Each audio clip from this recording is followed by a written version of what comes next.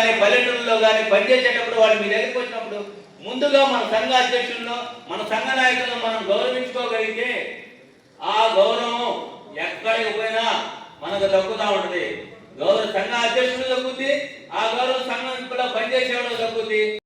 ఈ సంఘంలో పనిచేయాలనే ఒక తపన అనేది ఈ జనంలో ప్రజల్లో ఏర్పడుతుంది. కాబట్టి ఆ గౌరవాన్ని మీరు పనిచేసే వ్యక్తులకు మీరు గౌరవించాలని చెప్పి ఆ గౌరవాన్ని మీరు ఇచ్చినప్పుడే వాళ్ళు కూడా ఇంకా ఉత్సాహంగా పనిచేయడానికి ఆస్కారం ఉంటుంది. అలాగే ఈ రాష్ట్రంలో రేపు రాబోయే కార్పొరేషన్ ఎలక్షన్లు వస్తున్నాయి. మనందరం నిన్న మా గుంటూరులో ఒక కాపు సంఘం మీకు తెలిసే ఉంటుంది, ముద్రగడ పద్మనాభం గారు చనిపోయారు, మీటింగ్ జరిగింది. వాళ్ళు మాట్లాడుతూ ఉన్నారు ఏమనంటే అధికారంలోకి రాలేదనే పద్ధతిలో మాట్లాడుతూ ఉన్నారు. అది గుర్తుపెట్టి రాష్ట్రంలో యాదవులు పెద్దన్న పాత్ర పోషిస్తారు అన్ని కులాలలో కలుపుకొని. ఎందుకంటే నిన్న పెట్టిన కాపు కుల నాయకులకు కొంతమంది కొన్ని కులాలు కలిసి రావు. ఈ రాష్ట్రంలో మనకి వాళ్ళకి జరగబోతున్న పోరాటం రేపు రాబోయేది. నేను పబ్లిక్ గా చెప్తున్నాను మీకు. రేపు రాబోయే రోజుల్లో ఏ ఊళ్ళో కానీ ఏ పట్టణంలో కానీ ఏ నగరంలో కానీ గొడవ ఏదైనా జరిగిందంటే కాపులకి మనకే జరగబోతా ఉంది. ఆ కారణంలోనే మనం పెద్దన్న పాత్ర పోషించాలా, మిగతా కులాలను కలుపుకోవాలా, కలుపుకొని మనం పోరాటం చేయడానికి సిద్ధంగా ఉండాలా. అలాగే ఇప్పుడున్న పార్టీలు కొద్దిగా యాదవుల మీద చిన్న చూపు చూస్తూ ఉన్నాయి. అది మీరు గమనించాలా. దాన్ని తిప్పికొట్టడానికి కూడా మనం సిద్ధంగా ఉండాలా. ఈరోజు రాష్ట్రంలో యాదవుల మీద చిన్న చూపు చూస్తా కొంతమంది కొన్ని కులాలు ప్రోత్సహిస్తా ఉన్నారు అన్ని పార్టీలు. దాన్ని మనం ఎదుర్కోకపోతే రాబోయే రోజుల్లో మనం దిగజారిపోయే పరిస్థితి ఉంటుంది. అందుకనే కుల సంఘాల తరఫున పని చేయటం మనం ప్రారంభించాలా, పని చేయాలా, మనకు తగ్గ సామర్థ్యం వరకు పని చేయాలా. పని చేయమంటే మీ పనులను వదిలిపెట్టుకొని మీ యొక్క భార్య పిల్లలను వదిలిపెట్టుకొని పని చేయమని చెప్పడం కాదు. అందరినీ మన కుటుంబాన్ని చూసుకోవాలా. ముందు కుటుంబాన్ని చూసుకుంటేనే పార్టీకి పని చేయాలా. పార్టీతో మీరు ఏ పార్టీలో ఉన్నా అలాగే కుల సంఘంలో పని చేయాలి. అంతే తప్ప ఈరోజు ఆర్థికంగా కూడా మనం ఎవరో నష్టపోయే పరిస్థితి ఉంటుంది. పార్టీలో పనిచేసేటప్పుడు నేను పార్టీలో పనిచేస్తా ఉన్నాను, ఆర్థికంగా నష్టపోయే పరిస్థితి మనం చేస్తాము, నష్టపోతాం. కానీ మనం ఆదుకునే వాళ్ళు కూడా ఎవరు. రాబోయే రోజుల్లో ఈ కడపలోనే ఇప్పుడు 5 మున్సిపాలిటీ 5 కార్పొరేషన్లు ఉన్నాయన్నారు. రాబోయే రోజుల్లో మళ్ళీ మీటింగ్ పెట్టుకున్నాం. 10-15 యాదవులు గెలవడానికి మీ అందరూ శక్తివంతులు లేకుండా కృషి చేస్తారని చెప్పి ఆ కృషిలో భాగంగానే మన కొత్తగా ఎన్నికైన నూతన అధ్యక్షుడు కూడా మీ అందరి యాదవ్ కులంలో జన్మించినానని రాశాడు. ఆయన అష్టాదిగ్గజాలైనటువంటి కవులందరూ కూడా చెప్పారు, చరిత్రకారులందరూ కూడా చెప్పారు. అయినప్పటికీ ఈరోజు కర్ణాటక ప్రభుత్వం కూడా ప్రకటించింది, అలాగే చాలా శాసనాలు చెప్పాయి. అఖిల భారత యాదవ మహాసంఘం మేము కూడా ఒక బుక్కుని శ్రీకృష్ణదేవరాయలకు సంబంధించినటువంటి అన్ని అంశాలని కలిపి వెంకటరత్నం గారితో ఒక పుస్తకాన్ని కూడా రచింపజేసి రాష్ట్ర వ్యాప్తంగా పంపినాం. అట్లాగే ఒక వ్యక్తిని అఖిల భారత యాదవ మహాసంఘంలోనే ఉంచి రోజు వాట్సాప్లో వస్తూ ఉంటారు. కృష్ణా జిల్లా నుంచి యువకుడు, 40 సంవత్సరాల యువకుడు చరిత్రని పరిశోధించి శ్రీకృష్ణదేవరాయల యాదవు ఎలా యాదవుడైనాడు, ఎలాంటి అంశాలని తీసుకొచ్చి ఈరోజు మనం ముందు ఉంచుతున్నారనే అంశాన్ని ప్రతిరోజు మీకంతా కూడా అన్ని గ్రూపులో వాట్సాప్లో వస్తూ ఉంటుంది. దేశపోయిన వీరప్రసాద్ గారు, యాట్సాప్ దేశపోయిన వీరప్రసాద్ గారు మన సంఘంలో పనిచేయడం చాలా గర్వంగా చెప్పుకుంటున్నాం ప్రతిరోజు. కానీ మన వాళ్ళకి అవన్నీ పట్టవు, మన జాతిని గురించి పట్టవు, మన తల్లిదండ్రుల గురించి పట్టవు. ఇతర అంశాల మీద ఉండే ఆసక్తి అది వాడా ఈడా ఆ సంఘమా ఈ సంఘమా అని కాదు. ఏ సంఘము ఎప్పుడు చెప్పినా మన జాతుల గురించి మేము కాదు, ఇంకా ఎవరు చెప్పినా సత్యాలు వాటిని తీసుకొని పనిచేయాలి మనమందరం. కానీ ఈరోజు చరిత్ర లేనటువంటి కులాలు, ఏమాత్రము చరిత్రలో ఆధారం లేనటువంటి కులాలు శ్రీకృష్ణదేవరాయలు మావాడు అని బరి తెగించి అబద్ధాలు చెప్పుకుంటా తిరుగుతా ఉంటే చూస్తా ఉంటారు అంటే ఎంత సిగ్గులేనటువంటి వ్యవహారం ఇంకొకటి కాదు. దానికి సిగ్గుపడాలి.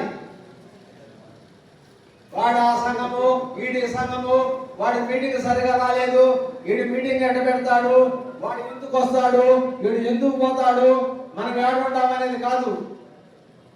మన జాతిలో పుట్టినటువంటి గర్వకారణమైనటువంటి శ్రీకృష్ణదేవరాయల చరిత్రను దొంగలించేటటువంటి దొంగని గురించి మాట్లాడేదానికి నేను దమ్ముని అడుగుతాను. దమ్ము లేని మాటలన్నీ మాట్లాడుతూ తిరుగుతారు. నీ తల్లిదండ్రుల గురించి, నీ పూజల గురించి, నీ చరిత్ర గురించి మాట్లాడే వాళ్ళ గురించి మాట్లాడలేనటువంటి దమ్ములేడు. నువ్వు 50 సంవత్సరాల నవయువకుడు.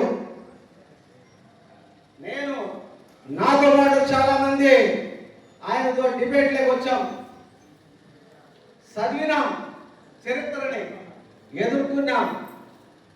భారతదేశంలో తండ్రి కులమే పిల్లలకు వస్తా తప్ప తల్లి కులం రాదు. బీజ ప్రధానమే. కానీ శ్రీకృష్ణదేవరాయలు తండ్రి నరసరాయుడు యాదవ రాజు, ఆయన కూడా స్వయంగా రాశారు అని మేము డిబేట్లో కూర్చుంటే ఆయన పుస్తకాలన్నీ అట్లే చించాడు, వారేసి డిబేట్ చెల్లిపోయాడు. శ్రీకృష్ణదేవరాయలు విగ్రహాన్ని లీలామహల్ జంక్షన్ లో పెట్టాం. మీరంతా తిరుపతిలో అందరికీ తిరుపతి ప్రతి ఒక్కరు కూడా పేరు పేరున ధన్యవాదాలు తెలియజేసుకుంటూ, అసలు యాదవ సంఘ సమావేశం మీటింగు ఎందుకు పెట్టుకోవాలి, మనందరం ఇక్కడికి ఎందుకు రావాలి, కొంచెం బాగిన తర్వాత భోజనం చేసి వెళ్ళిపోతాం. దీనివల్ల ఉపయోగం ఏంటి? ఏదో ఒక ఆదివారం పెడతాం, చాలా వరకు ఆదివారం అందరూ ఖాళీగా ఉంటారు కాబట్టి కొంతమంది వస్తారు. కొంతమంది ఏమో సంఘం మీద, కులం మీద ప్రేమతో, ఆప్యాయతో ఆ కులంలో పుట్టాం కాబట్టి ఎంతో కొంత అందరూ చేసినంత కాకపోయినా మన వద్దు మనం కొంత చేద్దామనే ఆలోచనతో కొంతమంది రావడం జరుగుతుంది. ఈ రోజుల్లో జనరల్గా కుల సంఘ మీటింగులు అంటే వచ్చేటటువంటి పరిస్థితి లేదు. మీటింగ్ వస్తామంటే మనోళ్ళే వస్తున్నా పదండి అని చెప్పడం కానీ, లేదంటే ఏదో ఒక సాగు వెతుకుని చెప్పడం కానీ మనందరం కూడా చూస్తా ఉన్నాం. ఈ రోజున ఒక కుల సామాజిక సమావేశానికి ఈ రోజున ఇంతమంది వచ్చారంటే నిజంగా మీ అందరం కూడా మరొకసారి చేతులు ఎత్తి పాదాభివందనం చేస్తూ, మీరు వేదిక మీద కూర్చోబడే కాకుండా వేదిక కింద వేదిక పైన అని కాకుండా మరి కొన్నిసార్లు కొన్ని సమావేశాల్లో కొంతమందిని గౌరవించుకోవాల్సిన ఆవశ్యకత ఉంటుంది. కాబట్టి దయచేసి ఎవరు కూడా అన్నిలా భావించకుండా ఇక్కడ కన్నా వయసు రీత్యా కానీ అనుభవం రీత్యా కానీ చాలా ఎక్కువ అనుభవం ఉన్న, ఎక్కువ వయసు కలిగిన వాళ్ళు కూడా కింద ఉన్నారు. మరి కొంతమంది యువకులు ఇక్కడ పైన ఉన్నారు. కాబట్టి ఆ భేదాభిప్రాయంగానే మనసులో ఏది పెట్టుకోకుండా ఈ సంఘాన్ని ఏ విధంగా ముందుకు నడిపిద్దాం. అసలు సంఘం ఎందుకు కావాలి మనకి? ఈ సంఘం ఏం చేయాలి, సంఘానికి మనం ఏం చేయాలి అనే దాని మీద ఒకసారి ఆలోచన చేస్తే, సంఘం ఏర్పడిన తర్వాత సంఘం అనేది మనందరం కూడా సంఘటితం అవడానికి సంఘం అవసరం. సంఘాన్ని మనందరం కూడా సంఘాన్ని నిర్మించుకోవాలి, ఆ సంఘాన్ని బతికించాలి. ఆ సంఘం బతికి నిర్మాణం అయి సంఘటితం అయిన తర్వాత ఆ సంఘం యొక్క ముఖ్య బాధ్యత ఏదైతే మన సామాజిక వర్గాలు గ్రామాల్లో కానీ మండలాల్లో కానీ ఉన్నటువంటి మన సామాజిక వర్గాలకి సహజంగా ఎదురయ్యేటటువంటి సమస్యలు మరి ఎంఆర్ఓ ఆఫీసులో కానీ, రెవెన్యూ ఆఫీసులో కానీ, పోలీస్ స్టేషన్లో కానీ, రెండు భూ వివాదాల్లో పక్క సామాజిక వర్గాలతో చిన్న చిన్న ఘర్షణలు కానీ, గొడవలు కానీ, ఆ సందర్భాల్లో మన మీద జరిగేటటువంటి భౌతిక దాడులు కానీ, వీటన్నిటిని కూడా ఈ యొక్క సంఘం అండగా నిలబడి వాళ్ళకు ఒక భరోసా ఇచ్చి, సంఘం అంటే మాకు అండగా ఉంటుందని ఒక నమ్మకాన్ని క్రియేట్ చేసి అండగా నిలబడిన రోజున మనం యాదవ సంఘం సమావేశం పెడుతున్నాం, మీరందరూ రండి అంటే రావాల్సిన బాధ్యత వాళ్ళకు ఉంటుంది. వెళితే మనకి మన సంఘం రేపొద్దున భవిష్యత్తులో మనకి ఏం జరిగినా, ఎవరు జరిగినా, ఎలాంటి సామాజిక వర్గంతో మనకి ఇబ్బందులు వచ్చినా మన సంఘం వచ్చి మనకు నిలబడుతుంది, మనకు వెన్నుదన్నుగా నిలబడతా ఉంది, మనకు గౌరవ సపోర్ట్గా ఉంటుంది అనేటటువంటి ఒక ప్రగాఢమైన విశ్వాసం వాళ్ళకు కూడా ఏర్పడుతుంది. కాబట్టి సంఘం యొక్క ముఖ్య బాధ్యత సంఘాన్ని ప్రచారం చేసి బుర్రి రెడ్డి యాదవ్ అని నేను అఖిల భారత యాదవ్ మహాసంఘానికి కడప జిల్లా అధ్యక్షుడిగా ఎన్నికైనందున నా కర్తవ్యాన్ని శ్రద్ధతో అంతఃకరణ శుద్ధితో నిర్వహిస్తానని గట్టిగా రాగద్వేషాలు కానీ లేకుండా అఖిల భారత యాదవ్ మహాసంఘానికి నియమ నిబంధనలు అనుసరించి యాదవులందరికీ న్యాయం చేకూరుస్తానని కులదైవమైన శ్రీకృష్ణ భగవానుడు సాక్షిగా ప్రమాణం చేస్తున్నాము. జై యాదవ్. ఈరోజు అఖిల భారత యాదవ మహాసంఘం ఆధ్వర్యంలో మున్నూట కడప జిల్లా యూత్ అధ్యక్షునిగా పనిచేయడం జరిగింది. ఈరోజు అదేవిధంగా నేను చేసినటువంటి యాదవ సంఘానికి కార్యక్రమాలను బట్టి ఈరోజు రాష్ట్ర నాయకులు నన్ను ఈ కడప జిల్లా అధ్యక్షునిగా ప్రకటించడము చాలా సంతోషంగా ఉంది. ఈ జిల్లా అధ్యక్షుని పదవి నాకు ఎంతో భారమైనప్పటికీ కానీ ఈ రోజు నుంచి కడప జిల్లాలో యాదవులకు ఎక్కడ ఏ సమస్య వచ్చి నా దృష్టికి తెచ్చిన నా వంతు నేను యాదవ కులానికి న్యాయం చేకూరుస్తా.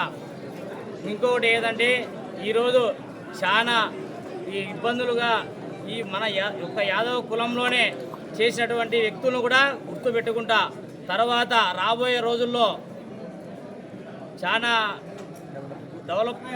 యాదవుల కోసం గొప్పగా పనిచేస్తానని ఈ సభాముఖంగా తెలియజేస్తాను.